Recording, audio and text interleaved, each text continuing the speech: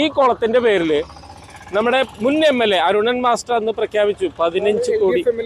LDFന്റെ MLA. ഇപ്പോൾ 2 ടൈമായിട്ട് LDFന്റെ MLA ആണ് ഇവിടെ ഭരിച്ചുകൊണ്ടിരിക്കുന്നത്. LDFന്റെ MLA അന്ന് പ്രഖ്യാപിച്ചു 10 കോടി രൂപ ഈ കുറുമാണിക്കം ക്ഷേത്രത്തിന്റെ ചുറ്റുമതിൽ കെട്ടാനും സംരക്ഷിക്കപ്പെടാനും വേണ്ടി അനുവദിച്ചു എന്ന് പറഞ്ഞ് നാട് മുഴുവൻ ഫ്ലക്സ് വെച്ച് നടന്നു. കുളം പെടുന്നു. കുട്ടംകുളത്തിന്റെ പേരിൽ തന്നെയാണ് ഫ്ലക്സ് വെച്ചത്. കുട്ടംകുളം സംരക്ഷിക്കാൻ, കുട്ടംകുളം മതിൽ സംരക്ഷിക്കാൻ എന്ന് പറഞ്ഞിട്ടാണ് അവർ ഫ്ലക്സ് വെച്ചത്. ആ 10 കോടി അരുണൻ മാസ്റ്ററുടെ കാലാവധിയും കഴിഞ്ഞു. 10 കോടിയും കിട്ടിയില്ല, 10 പൈസയും കിട്ടിയില്ല. അത് കഴിഞ്ഞപ്പോൾ ബിന്ദു മന്ത്രി വന്നു. ബിന്ദു ഇരിജാലക്കുട ഈ കുളത്തിന്റെ സമീപത്ത് ജീവിച്ചു വളർന്ന ആൾക്കാരാണ്. അവർക്ക് വൈകാരികമായി ബന്ധമുണ്ടാവേണ്ട ഒരു ക്ഷേത്രം കൂടിയാണ്. ആ ക്ഷേത്രത്തിന്റെ പരിസരത്ത് നിന്ന് ജനിച്ചു വളർന്ന ബിന്ദു മന്ത്രി 4 കോടി പ്രഖ്യാപിച്ചു. അവരുടെ ഭരണകാലാവധി കഴിയാൻ പോവുകയാണ്.